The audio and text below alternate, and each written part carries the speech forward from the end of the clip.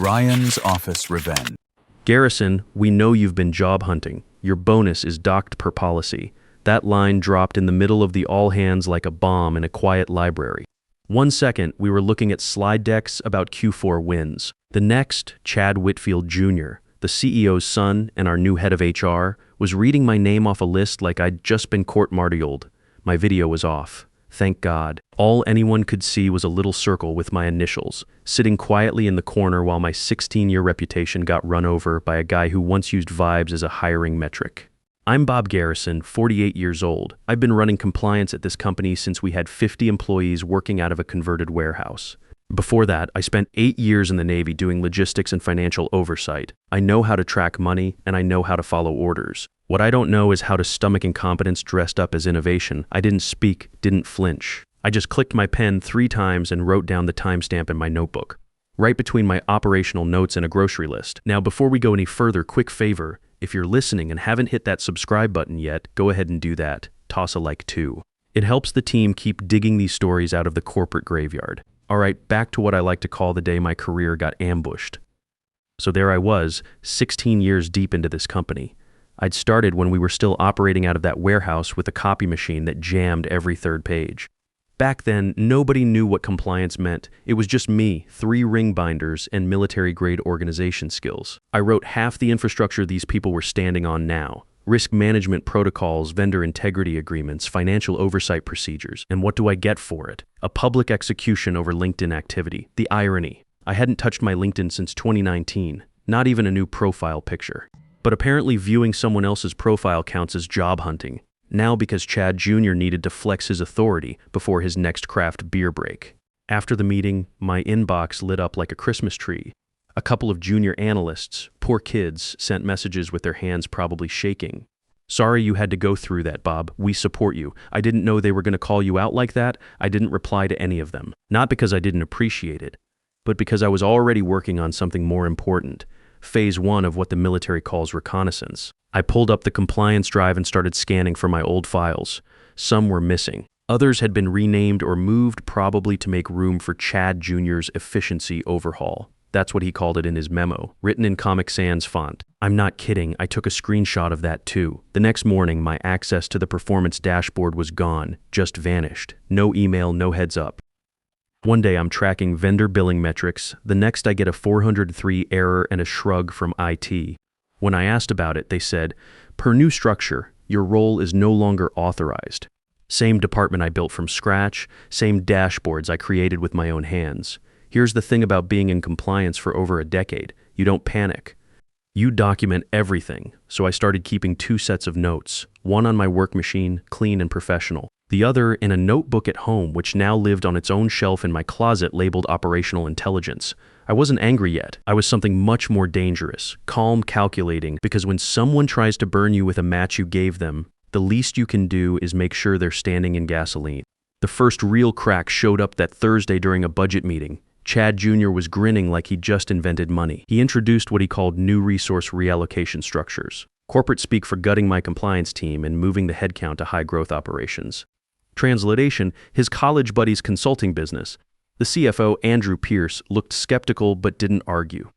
Not yet, and me, I just nodded and took notes. 12 people used to report to me. By Friday, it was 4. By the following Monday, it was 1, and she was a temp. But here's the funny thing. Every time they deleted one of my protocols, they screwed it up. They left digital breadcrumbs everywhere. Broken links, mismatched policy versions, edits with no audit trail. It was like watching teenagers try to forge their report cards while the teacher watched through the window. So I started saving everything. Email headers, Slack threads, meeting invites where I got removed but still received the notifications. I even kept the updated org chart where my box was grayed out like I died in action. At night after work, I'd sit in my kitchen with a glass of bourbon and reread section 4.3.2 of the ethics manual, the one I wrote 7 years ago.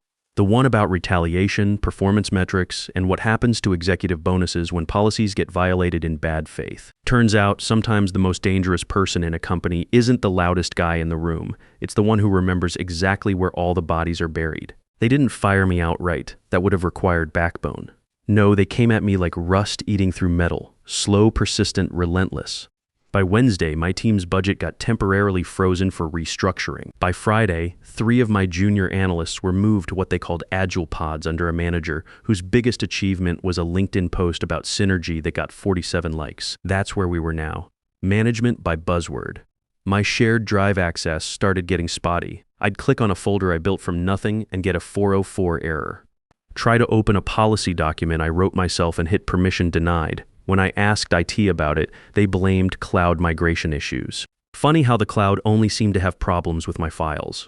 On Monday, I got a calendar invite for something called a compliance alignment session. Sent by Emma Rodriguez, a junior HR coordinator who put smiley face emojis in her work emails. I accepted the meeting just to watch it disappear 10 minutes later with zero explanation. 2 days later, I saw screenshots floating around Slack. My metrics, my data, my reports being presented by someone else in a meeting I never knew existed. Chad Jr., that walking LinkedIn post in an off-the-rack suit, had labeled me as legacy oversight in the slides. Like I was an old printer they hadn't gotten around to unplugging yet. Then came the message that really stung. Short and simple, from Sophie Turner, one of the few people I actually trusted in that place. I'm really sorry about everything. They made me sign something that says I can't discuss it. Sophie was the analyst I'd stayed late to train. The one I defended when Chad Jr. wanted to write her up for not being visible enough in team meetings. Now she was sending me coded apologies from behind an NDA. I couldn't blame her for signing. They probably threatened her job with the same passive-aggressive smile they'd used on me, but that message shifted something in my head. Not anger exactly. More like target acquisition. I opened a new folder on my home computer, called it Project Documentation. Inside, I made separate files for everything. Slack conversations, email threads, policy changes, meeting notes, and one special folder labeled simply 4.3.2. I had the evidence, now I needed the pattern. From that point on, every time they forgot to include me in an email, I documented it. Every time they published a revised policy without proper version control, I saved both copies and ran a comparison. Calendar changes, access revisions, deleted documents with my name in the metadata. I tracked it all like a supply chain audit. They thought they were making me disappear. I was building their paper trail. Like any good compliance officer knows, violations only matter if you can prove they happened. I started cataloging the obvious stuff first. Chad Jr.'s assistant regularly shared confidential HR summaries in public Slack channels. Basic data protection violations that would make any privacy lawyer rich. Then there was the procurement process that started using my exact language but skipped every approval checkpoint I'd built into the system. They called it streamlined workflow. I called it control bypass. I even documented expense reports. Chad Jr. had started taking his team meetings at an upscale coffee shop downtown. Company credit card, naturally. What began as $20 coffee runs turned into $400 tabs labeled Team Development Initiatives. Someone in accounting actually uploaded the itemized receipts to our shared finance channel. I saved those files faster than you could say tax audit. But then I stumbled onto something bigger. Much bigger. While reviewing vendor payment logs, something I technically wasn't supposed to access anymore, I found an invoice that made me stop cold. A consulting firm called Strategic Dynamics LLC had billed us $18,600 for quarterly operational assessment. The deliverable was a 4-slide presentation with bullet points that read like a management textbook threw up on PowerPoint. The company address was a shared workspace in Tampa. The contact signature belonged to someone named Braden Kowalski. The approval had gone through Chad Jr.'s new fast-track system, completely bypassing the vendor verification process I'd spent 3 years building. My Navy training kicked in. This felt like fraud. I dug deeper into our payment system and found 2 more invoices from Strategic Dynamics. One for emergency culture assessment in March, another for leadership optimization consulting in June. Same vague deliverables, same rubber stamp approvals, same ghost company. Total damage, $52,400. Here's where it got interesting. I cross-referenced the payment dates with Chad Jr.'s social media activity. Pure coincidence, I'm sure, but he'd posted vacation photos from expensive resorts within a week of each payment going out. Cabo in March, Aspen in June, Miami Beach in September. Pretty lavish trips for someone pulling down an HR director salary. I ran Strategic Dynamics through the State Business Registry database. The LLC had been registered exactly 4 months after Chad Jr. joined our company. The listed business address, a mail forwarding service 3 miles from his apartment complex. Chad Jr. wasn't just incompetent. He was running a systematic billing scam using fake vendor contracts. Conservative estimate, around $200,000 over the past 18 months, maybe more if I kept digging. This wasn't about my bonus anymore. This was about procurement fraud in a company that held government contracts, the kind of thing that gets federal agencies interested in your business practices. Meanwhile, HR continued their campaign to pretend I'd never existed. They held town halls about ethical transformation without inviting the guy who literally wrote their ethics policies. One presentation included a slide called Moving Beyond Legacy Frameworks with my department crossed out in red marker. I kept quiet through all of it, smiled in hallways, nodded during the few meetings I still got invited to, even thanked Chad Jr. When he explained his vision for modernizing antiquated oversight structures, he practically glowed when I said that. Poor kid actually thought he'd won me over. The thing about executives like Chad Jr. is they mistake silence for surrender. They assume that because you're not screaming, you've accepted defeat. What they don't understand is that some of us learned long ago that the most effective weapons are the quiet ones. The coffee cup sat between us like evidence at a crime scene. Diana Walsh had insisted we meet at the country club instead of her office. Something about wanting to keep things off the books until we knew what we were dealing with. She'd been my legal mentor back when I was still figuring out the difference between policy and procedure. Now she ran her own practice specializing in corporate compliance issues. If anyone could tell me whether I was sitting on dynamite or just firecrackers, it was Diana. "You look like hell," she said, settling into the leather chair across from me. "Thanks. That's exactly what every man wants to hear." I slid the folder across the mahogany table, plain gray cover, the kind you only keep when you know someone will eventually try to claim it never existed. Diana opened it like she was defusing a bomb. Pages rustled as she worked through the tabs I'd organized with military precision. Policy violations, procurement irregularities, communication logs, financial discrepancies, everything labeled, dated, cross-referenced. Her eyebrows went up when she hit the vendor fraud section, then her jaw tightened as she read through the strategic dynamics documentation. "Bob," she said finally, "how long have you been sitting on this? About 3 weeks, maybe a month, and you're just bringing it to me now?" I shrugged. Wanted to make sure I had my facts straight before I called in reinforcements. She flipped back to section 4.3.2, the policy I'd written about bonus retaliation. Read it twice, then looked up at me with something that might have been admiration. "This is airtight," she said. "When they publicly docked your bonus for job hunting without conducting an actual investigation, they triggered your own policy, the one that voids their entire executive compensation pool." That's what I figured. "Bob, do you understand what you're holding here? This isn't just an HR complaint. Between the procurement fraud and the policy violations, you could take down half their leadership team." I sipped my coffee and watched a foursome of retired executives argue about a golf ball on the 18th green. "What would you do? Me? I'd burn the place to the ground and roast marshmallows over the ashes." She closed the folder carefully, but I'm vindictive like that. "The question is, what do you want to accomplish?" Good question. Part of me wanted revenge for the public humiliation. Part of me just wanted my job back. But the bigger part, the part trained by 8 years of military service, wanted to see justice done properly. I want them to face consequences for what they did, but I want it done right through proper channels. Diana nodded approvingly. "Then here's what we do. The quarterly board meeting is next week. The external auditor will be there to review compliance metrics. We make sure he sees your documentation. Just drop it in his lap." Not exactly. "Upload everything to the board's shared drive. Flag it as supplemental compliance documentation. He'll review it as part of his standard process." I liked that approach. Clean, professional, by the book. What happens then? If the auditor does his job, he'll present the policy violations to the board during his review. Once that happens, Chad Jr. and his father will have some very uncomfortable questions to answer. We spent another hour going through the documentation, making sure everything was bulletproof. Diana helped me reorganize some of the vendor fraud evidence and suggested adding time spans to the communication logs. Military training is good for a lot of things, but legal documentation requires a different kind of precision. Walking back to my car, I felt lighter than I had in weeks. Not because the fight was over, but because I finally had a battle plan that didn't involve just taking punches. The next few days crawled by like a broken watch. I went through the motions at work, attending the meetings I was still invited to, nodding at the right moments, keeping my mouth shut when Chad Jr. announced his latest innovation in compliance management. Tuesday morning brought news that made my blood pressure spike. Emma Rodriguez sent out an email announcing that Sophie Turner had been transitioned to a new opportunity outside the company. Corporate speak for fired. The official reason was budget constraints, but everyone knew the real story. Sophie had been asking too many questions about the missing documentation. I wanted to reach out to her, but any contact would just make things worse for both of us. Instead, I added her termination to my evidence file. Pattern of retaliation, clear as day. Wednesday afternoon, Chad Jr. held what he called an all-hands alignment session. Mandatory attendance for everyone in compliance and risk management, which at this point basically meant me and two junior analysts who looked like they'd rather be anywhere else. Chad Jr. stood at the front of the conference room with a PowerPoint that had more animations than a Disney movie. His presentation was titled Evolving Beyond Traditional Oversight Models.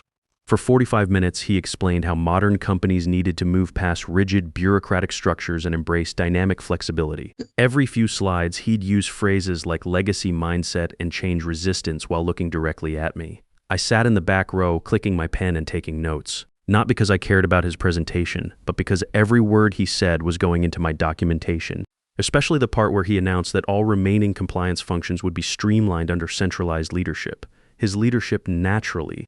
When he opened the floor for questions, silence filled the room like fog. The junior analysts stared at their laptops. I raised my hand. Bob, Chad Jr. said, flashing his practiced corporate smile, questions or concerns? Just one, I said. Who's going to handle the quarterly board compliance review next week? His smile flickered. Just for a second, but I caught it. That's being handled at the executive level now. Nothing for you to worry about. Copy that, I said, using my old Navy response. Just wanted to make sure all the documentation was properly organized. Everything's under control, he said, but his voice had lost some of its confidence. After the meeting, I went back to my office and uploaded the last piece of evidence to my home computer. Chad Jr.'s presentation slides, complete with metadata showing he'd copied text directly from policies I'd written without attribution. That evening, I sat in my kitchen with the quarterly board packet spread across the table like battle plans. The meeting was scheduled for Friday morning. The external auditor, a methodical man named Richard Hayes, would present his compliance review around 10 a.m. I opened my laptop and navigated to the board's shared drive, found the folder marked supplemental documentation, and uploaded my complete evidence package. 47 pages of policy violations, procurement irregularities, and retaliation documentation, all properly formatted, cross-referenced, and legally sound. The file upload completed at 11:23 p.m. I closed the laptop and poured myself 2 fingers of bourbon. In 36 hours, Richard Hayes would open that folder as part of his standard review process. He'd see policy 4.3.2 and the documentation proving it had been violated. He'd review the vendor fraud evidence and the pattern of retaliation against whistleblowers. Chad Jr. had spent weeks systematically dismantling everything I'd built. Now he was about to discover that some foundations are deeper than they look. Friday morning arrived like Judgment Day. The boardroom felt different when you knew everyone's secrets were about to spill across a mahogany table. I got there early, claimed a seat in the back corner where I could watch the whole show unfold. The usual suspects filed in over the next 20 minutes. Board members checking their phones, executives shuffling papers. Chad Jr. adjusting his tie like he was heading to prom.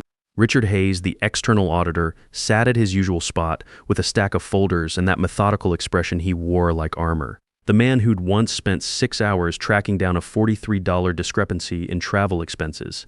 If anyone was going to read my documentation thoroughly, it was him. The CEO, Chad Sr., called the meeting to order with his standard corporate pleasantries. Budget review, department updates, strategic planning nonsense. I sat through 40 minutes of PowerPoint presentations that could have been emails, waiting for the compliance section. Hayes finally stood up, adjusted his glasses, and opened his primary folder. Moving to compliance metrics and policy adherence, he announced in that dry, precise voice. Chad Jr. straightened in his chair, probably expecting the usual rubber stamp approval of his modernization efforts. Hayes flipped through his standard review checklist. IT security protocols, check. Financial controls, adequate. Personnel policies, mostly compliant. Then he paused, reached for a second folder, and his expression shifted. However, Hayes said there are some significant irregularities that require board attention. The room's energy changed like someone had opened a window during a thunderstorm. Hayes pulled out a single sheet of paper and held it up. Policy 4.3.2 regarding employee compensation adjustments and retaliation protocols. I didn't move, didn't breathe, just watched Chad Jr.'s face cycle through confusion, recognition, and pure panic in about 3 seconds. This policy, Hayes continued, was violated during a public all-hands meeting approximately 6 weeks ago. An employee's bonus was eliminated based on alleged job-seeking behavior without conducting the mandatory investigation required under company guidelines. Chad Jr. opened his mouth, but Hayes wasn't finished. The policy clearly states that such violations void the entire executive bonus pool for the quarter and trigger immediate internal audit procedures. Silence filled the room like concrete. You could hear the air conditioning humming, papers rustling, someone's pen clicking nervously. The CEO looked at the paper Hayes had handed him, then at his son, then back at the paper. Who wrote this policy? Hayes consulted his notes. Robert Garrison, Senior Director of Compliance, still listed as active personnel and policy author of record. Every head in the room turned toward me, not with curiosity or surprise, but with the slow, inevitable recognition of people who just realized they'd been playing chess with someone who knew all their moves in advance. Additionally, Hayes said, flipping to another page, there are concerning procurement irregularities involving a vendor called Strategic Dynamics LLC. Chad Jr. went white as hospital sheets. Hayes laid out the vendor fraud with surgical precision. Fake consulting contracts, inflated invoices, payments to a shell company registered to Chad Jr.'s personal address. $52,400 in fraudulent billing over 18 months. Furthermore, Hayes continued, there's documented retaliation against employees who questioned these arrangements, including the recent termination of Sophie Turner. The CFO, Andrew Pierce, was now studying Chad Jr. like he was a math problem that didn't add up. The board chair was taking notes with the intensity of someone building a legal case. Chad Jr. finally found his voice. This is completely out of context. Bob has been resistant to our modernization efforts from day one. He's clearly trying to undermine Mr. Whitfield, Hayes interrupted. Are you suggesting that your employee fabricated procurement records and board meeting minutes? I'm saying he's disgruntled, and because these documents include timestamps, email metadata, and transaction records from your company's own financial systems. Game over. The room knew it, Chad Jr. knew it, and most importantly, his father knew it. The CEO stood up slowly, like a man who'd just aged 10 years and 10 minutes. We'll need to recess to discuss these findings. Hayes nodded. The policy requires a formal response within 30 days. I'll be filing a complete report with recommendations. As people filed out of the room, Chad Jr. made one last desperate attempt. He walked over to where I was still sitting. Bob, we can work this out. There's no need to blow this up into something bigger than it needs to be. I looked up at him calmly. Chad, I didn't blow anything up. I just documented what happened. But surely we can find some middle ground here. Maybe reinstate your bonus. Get your team back together. Son, I said using my old Navy tone. The middle ground was following the policies I wrote. You chose a different path. The follow-up meeting happened the next Wednesday. Chad Jr. was conspicuously absent. His father announced that Chad Jr. had decided to pursue other opportunities and that Strategic Dynamics was being investigated for fraud. The board voted unanimously to void the executive bonus pool, effective immediately. They also voted to restore my full compliance authority and budget. Richard Hayes recommended me for promotion to Chief Risk Officer with a 35% salary increase and expanded oversight responsibilities. But the real victory wasn't the money or the title. It was sitting in that boardroom, watching a room full of executives realize that competence beats connections every single time. Chad Jr. had spent months trying to erase me from the company's memory. Instead, he'd proven exactly why my policies existed in the first place. 3 weeks later, I was back in my office, rebuilding the compliance team with people who understood that rules exist for a reason. Sophie Turner was the first person I called back. The new org chart has my box right where it belongs. Not grayed out, not minimized, just solid and clear. Because sometimes the most dangerous thing in a company isn't the guy with the biggest office or the loudest voice. It's the one who remembers that policies aren't suggestions, they're boundaries. And when someone crosses those boundaries, well, that's when you find out what real consequences look like. Look, if you're over 50 and you've been in the corporate world for any length of time, you know this story. Maybe not the exact details, but the shape of it. Some young hotshot thinks experience doesn't matter, that institutional knowledge is just dead weight. They push you aside, ignore your warnings, treat your decades of expertise like it's worthless. But here's what I learned from 8 years in the military and 16 years in corporate compliance. Competence is permanent. Connections are temporary. And if you've been doing your job right all along, documenting everything and building proper safeguards, then when push comes to shove, the system you built will protect itself. The pen really is mightier than the sword, especially when you're the one who wrote the policies in the first place.